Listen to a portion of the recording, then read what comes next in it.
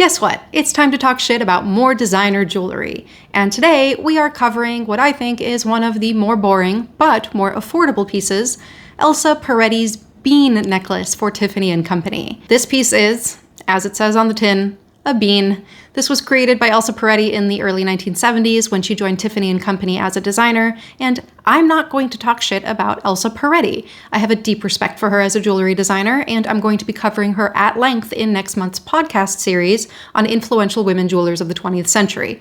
But Tiffany has certainly squeezed every last drop that they can out of this little bean. In terms of pricing, it's not that bad. Less than $1,000 will get you a small, solid gold bean on a 16-inch chain, and truly, you could do a lot worse with branded designer jewelry. You might be wondering why anyone would want to wear a bean, but this is one of Tiffany & Company's most popular and enduring designs, so obviously, quite a few people are charmed by this little bean. Elsa Peretti herself had very relatable attitudes when it came to designing jewelry. She wanted to, in her words, democratize jewelry and make pieces that women could buy for themselves, pieces that had no sharp edges so they were comfortable to wear, and she was deeply inspired by nature. This bean carries all of the hallmarks of her work. It's all curves, it is obviously inspired by nature, and it's a symbol of fertility, life, and birth.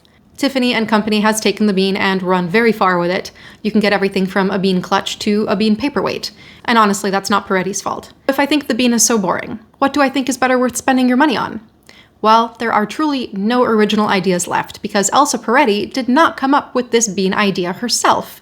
Lucky bean jewelry was incredibly popular during the late 1800s and early 1900s. It symbolized all the same things, life, fertility, birth, and, much like Peretti's bean, was most often found in the form of a pendant. Lucky beans could be found with engraved designs, set gems, some of them were fancy little lockets, and you could even find lucky bean earrings and cufflinks. Of course, if you want to buy an Elsa Peretti bean necklace from Tiffany, I'm not going to stop you. But as always, I do think that the antique examples are far more interesting and are all handmade as opposed to the majority of the Tiffany beans, which are mass-produced.